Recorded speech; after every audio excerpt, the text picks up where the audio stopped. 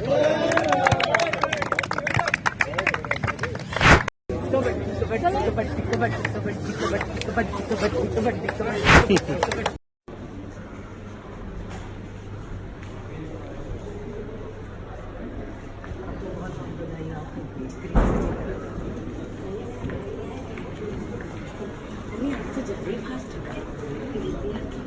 Phone कहाँ है?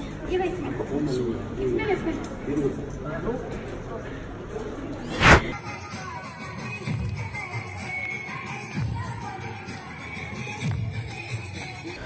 अस्सलाम वालेकुम, नमस्कार। मैं हूं शकील अहमद और आप देख रहे हैं न्यूज़ मैक्स।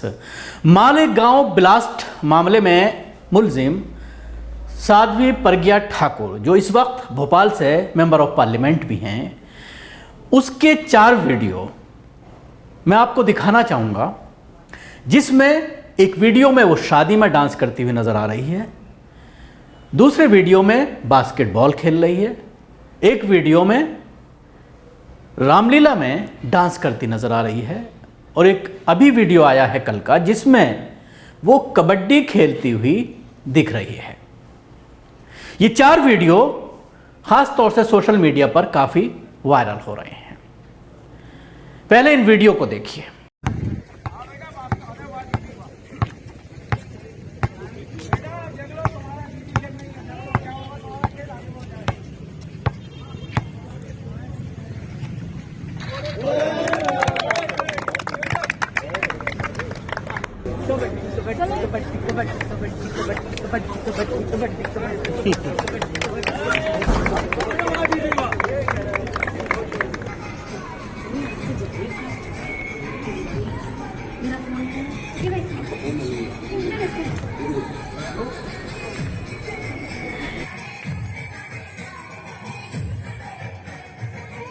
अब मैं एक वीडियो और आपको दिखाना चाहूंगा जिसमें साध्वी प्रज्ञा ठाकुर अपने चाहने वालों से मुलाकात करती है व्हीलचेयर से उठ करके, और सबका अभिनंदन करती हैं, और उसके बाद वापस आकर के व्हीलचेयर पर बैठ जाती है।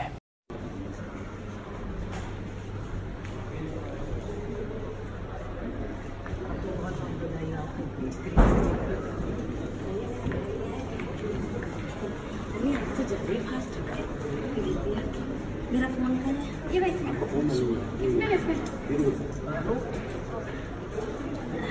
तो देखा आपने, ये 5 वीडियो हैं साध्वी प्रज्ञा ठाकुर के जो सोशल मीडिया पर काफ़ी छाए हुए हैं, और उसके साथ ही एक फ़ोटो आप अपने टीवी स्क्रीन पर देख रहे होंगे कि किस तरह से तकरीबन 1 साल पहले जब इसको कोर्ट में पेश किया गया था तो ये व्हीलचेयर पर थी, और इसके वकील ने कोर्ट में ये कहा था कि मैडम बहुत बीमार हैं, उठ भी नहीं सकती, जिसकी वजह से इस पूरे मामले में और आगे की तारीख दी जाए और इसमें सुनवाई को टाला जाए, और उसके बाद कोर्ट ने उसको एक्सेप्ट कर लिया था।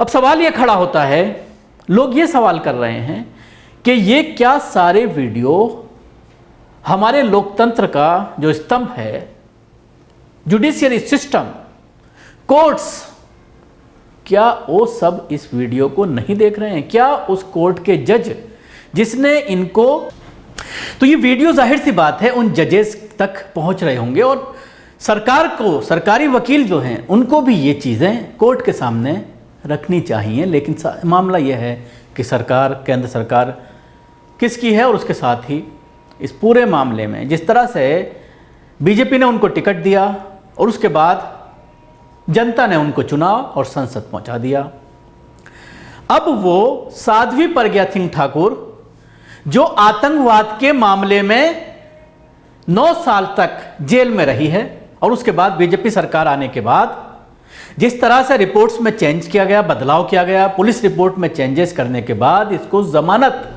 दिलाई गई, और इसके बाद इसको टिकट देने के बाद बीजेपी के जरिए पार्लियामेंट तक पहुंचाया गया।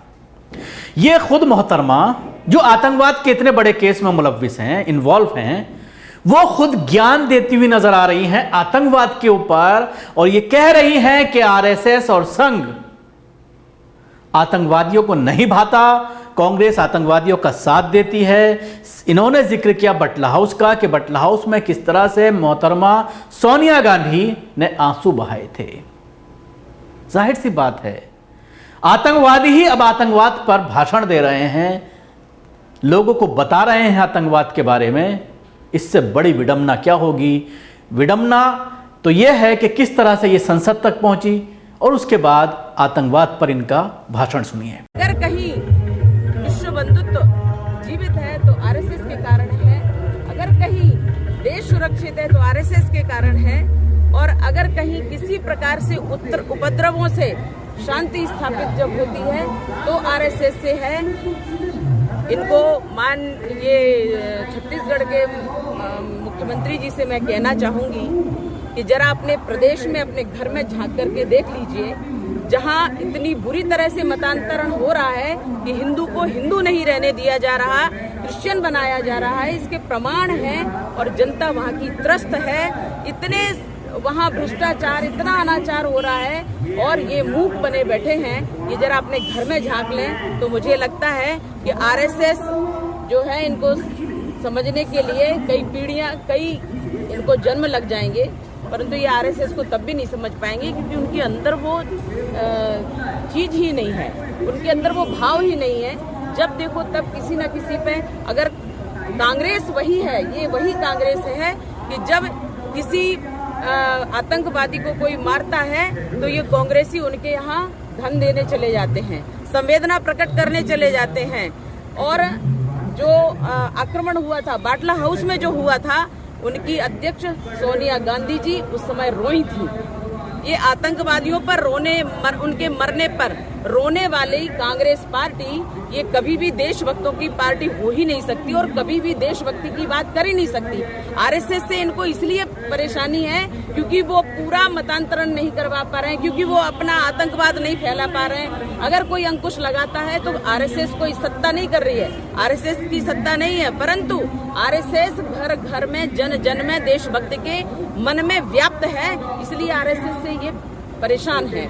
और मुझे लगता है आरएसएस पे कोई फर्क नहीं पड़ता इस प्रकार के अनर्गल प्रलाप करने वालों पर, और मैं उन्हें सचेत करना चाहूंगी कि अपने घर में निहार लें, उसके बाद कहीं बाहर देखने का प्रयास करें, और राष्ट्रभक्तों को जानने का तो ये प्रयास भी करेंगे तब भी ये नहीं कर पाएंगे। तो आपने देखा किस तरह से आतंकवाद पर एक आतंकवादी बोलता हुआ नजर आ रहा है और लोग उसको सोशल मीडिया पर, एक तबके के लोग उसको पसंद कर रहे हैं और दूसरे लोगों को कहीं ना कहीं उसका निशाना बनाया जा रहा है कि किस तरह से आतंकवाद के मामले में कांग्रेस खड़ी होती है बटला हाउस के जो आतंकी थे उनके साथ, या बटला हाउस में जिन लोगों ने पुलिस के ऊपर हमला किया था, गोली चलाई थी, जिसमें मौत भी हुई थी पुलिस वालों की, उसको लेकर के बार बार हमला बोला जाता है और सोनिया गांधी और कांग्रेस के सॉफ्ट कॉर्नर को लेकर उस पर सवाल खड़े किए जाते हैं। तो देखा आपने किस तरह से लोकतंत्र का मजाक उड़ाया जा रहा है, संविधान का मजाक उड़ाया जा रहा है, कोर्ट सिस्टम, जुडिशियरी सिस्टम का मजाक उड़ाया जा रहा है। सारी चीज़ें पब्लिक डोमेन में मौजूद हैं, लेकिन उसके बावजूद कोई कार्रवाई नहीं होती, जिससे आप अंदाज़ा लगा सकते हैं कि किस तरह से लोकतंत्र की हत्या कर दी गई है। शुक्रिया। आपको हमारी ये कोशिश कैसी लगी ज़रूर बताएं। हमारे YouTube चैनल को सब्सक्राइब करना ना भूलें, इसके साथ ही बेल आइकन ज़रूर दबाएं, और अगर आप ये वीडियो फेसबुक पर देख रहे हैं तो हमारे पेज को लाइक करें, उसके साथ ही फॉलो भी करें। धन्यवाद।